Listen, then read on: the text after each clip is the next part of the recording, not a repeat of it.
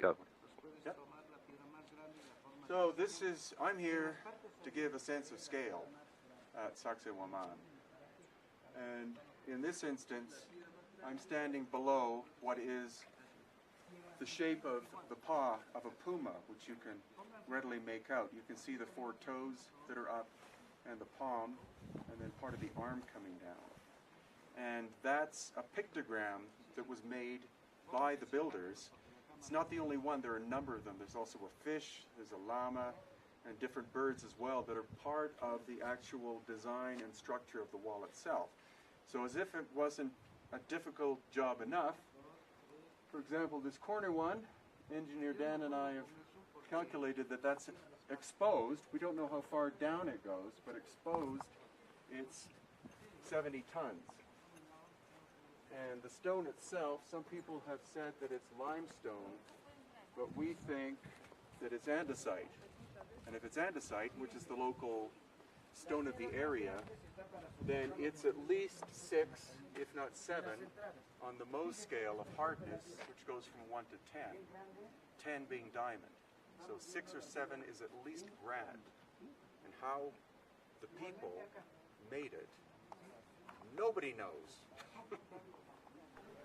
So the reasoning behind the fact that all of this stone is different shapes and sizes, the conventional thought is these are the natural shapes, and so the reason why they did this is because it was the easiest way to do.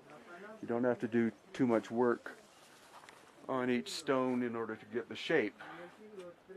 But it makes more sense, possibly, the logic behind it was partially for earthquake proofing, that if you have different shapes put together like this, then an earthquake wave going through it, it can't find a standard pattern in which to follow through. So maybe that makes the stone more stable. And in terms of accuracy and precision, this is what we're looking at. So the idea that slaves were responsible for this kind of work is probably kind of stupid, because I'm sure you can train a few slaves to be able to be precision stonemasons, but you're not going to be able to train them all.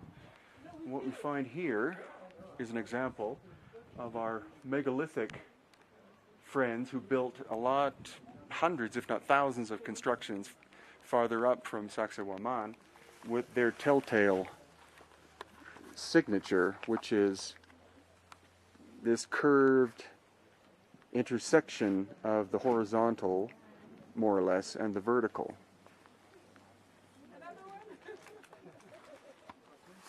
And again, to give you a sense of scale of what this is that we're looking at,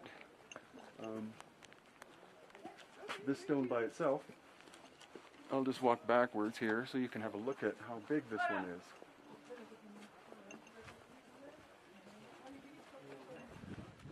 And around the corner.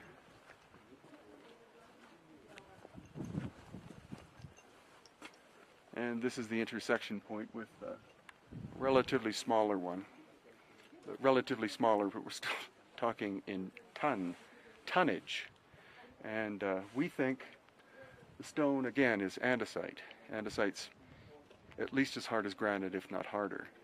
And how did a people with bronze chisels and stone hammers construct this?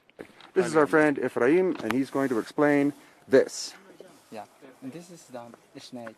Snake. This is the possible decoration for gold or for silver, no? This is the head. Yeah. Yeah. This is the shape. Yeah. Uh-huh. This is the division in 7.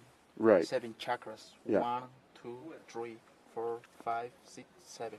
Yeah. 7 chakras. And the snake for the Incas, the symbolizes the intelligence. Right. Yeah. Right. That's the most important animal. Uh-huh. The snake then represented the underworld. Right. And Ucupache. See. Yeah. That is the snake is the most important animal. For the Incas, they consider the totems, Uh-huh. the sacred animal. Right. Yeah, and this is the snake. Uh-huh. Yeah. And then the puma is? Puma condor. Yeah, so Puma is the middle world? Middle world. Right. Yeah, the snake, the underworld. Right. The puma, the middle world. The condor, the upper world. Exactly. So Yes. it's also subconscious, conscious, Yes, superconscious. exactly, The three exactly, aspects yes. of being. And here is not possible, but for this over there, this is the snake's the beak, mira. And here is okay. the head, Yeah. the body, the what? Okay, so this there's is the anaconda. Oh yeah, so there's the Anaconda. snake shape right there. Yes. Yeah, It's very not good. possible to access for this, no? This because and this that is nice. So our friend Ephraim here, who's a native of Cusco, has just told us that this entire wall at Sacsayhuaman, or Sacsayhuma, is 4 meters underground. So 12 feet of each of these stones is underground, and that's why it's so stable.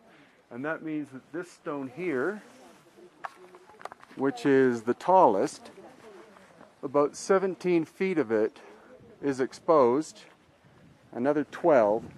So that means this stone by itself is 30 feet tall and weighs 125 tons.